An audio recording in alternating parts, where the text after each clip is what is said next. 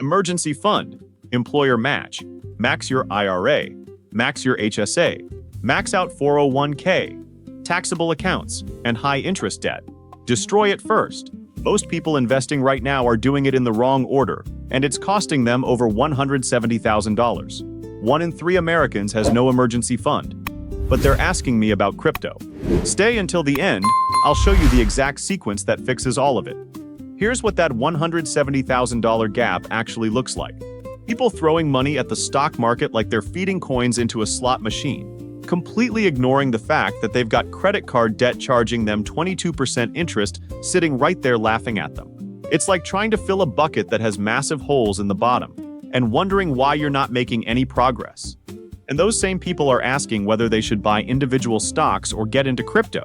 It's like asking whether you should buy a Ferrari when you don't even have enough money to fix the transmission on the car you already have. Here's the truth.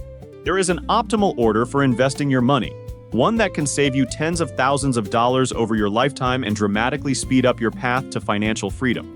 But most people completely ignore this sequence because it's not as exciting as picking the next hot stock or timing the market. They want to skip straight to the fun stuff without doing the boring foundational work that actually matters. Today, I'm walking you through the exact order you should be investing your money, step by step, so you can maximize your returns while minimizing your risk. And I'll tell you right now, some of this is going to surprise you, especially the part about why your employer match should come before almost everything else. But before we get into the steps, let me show you why getting this order wrong is so expensive. Think of it like building a house. You wouldn't start by picking out light fixtures and countertops if your foundation was cracked and your roof was leaking. But that's exactly what most people do with their money. They get excited about the latest ETF while carrying high-interest debt that's guaranteed to destroy any gains they make. Every month you delay paying off credit card debt, charging you 22% interest. That debt is growing faster than almost any investment you could reasonably make. Every month you ignore your employer's matching contribution. That's free money you're leaving on the table. Every month you contribute to a regular investment account before maxing out tax-advantaged options. You're handing money to the IRS that you didn't have to. Getting the order right changes everything. Step 1. Build your emergency fund first. I know. This sounds boring. You'd rather hear about which stocks are going to 10x. But here's why this matters more than you think. An emergency fund isn't just about covering unexpected expenses, though that's obviously important. It's about creating a psychological safety net that stops you from making terrible financial decisions when life hits you. When your car breaks down or you get an unexpected bill, having an emergency fund means you don't have to sell your investments at the worst possible time or rack up high-interest debt to cover it. How much do you need? The traditional answer is 3 to 6 months of living expenses. But that range is so broad it's almost useless. Here's what actually works. Start by saving your first $1,000 as fast as possible. That covers most minor emergencies and gives you a real psychological safety net. Then work toward 1 month of living expenses. Once you hit that, keep building to 3 months. Breaking it into chunks makes it manageable instead of overwhelming. And here's the data that makes this undeniable. Research from Vanguard found that people with at least $2,000 in emergency savings had financial well-being scores that were 21% higher than those without any emergency fund. That was the largest boost linked to any single financial factor they measured. $2,000 isn't life-changing money, but the psychological impact of having that buffer is enormous. Step 2. Eliminate all high-interest debt. Once your emergency fund is in place, this is where you go next, before you invest a single dollar anywhere else. And when I say high-interest debt, I mean anything charging you more than about 8% annually. Credit card debt is the obvious target. With average interest rates over 22%, credit card debt is financial cancer. It grows faster than almost any reasonable investment return you can expect. Think about it this way. If you have $5,000 in credit card debt at 22% interest and you're paying $150 a month, you will pay nearly $2,800 in interest before it's gone. That's money that could have been working for you instead of against you. Every dollar you use to pay down that debt is earning you a guaranteed 22% return. That's better than Warren Buffett's long-term average. The strategy is straightforward. List all your debts with their interest rates and minimum payments. Pay the minimums on everything. Then throw every extra dollar at the highest interest rate first. That's the debt avalanche method, and it saves you the most money mathematically. Some people prefer the debt snowball, paying the smallest balances first for the psychological win. Either works. The point is to pick one and be relentless. Step 3. Grab your full employer match before anything else. Here's the one major exception to paying off debt before investing. And it's important enough to be its own step. If your employer offers matching contributions to your 401k, you need to contribute enough to get the full match even before you finish paying off high-interest debt. I know that sounds counterintuitive, but the math is undeniable. Employer matching is a guaranteed 100% return on your investment up to the match limit. Even if you're carrying credit card debt at 22%, a 100% immediate return wins that math every time. It's like finding money on the ground that your employer will double if you pick it up. Here's a typical example. Your employer matches 50 cents on the dollar up to 6% of your salary. If you earn $50,000, contributing $3,000 gets you a $1,500 match.